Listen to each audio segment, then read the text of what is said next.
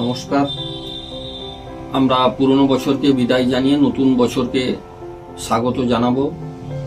আমি রামনগর বিধানসভাবাসী সহ আমাদের জেলাবাসী, রাজ্যবাসী এবং দেশবাসীকে আমার পক্ষ থেকে আন্তরিক প্রীতি, শুভেচ্ছা, অভিনন্দন জানাই। বড়দের প্রণাম সালাম জানাই এবং ছোটদের স্নেহাশিস জানাই।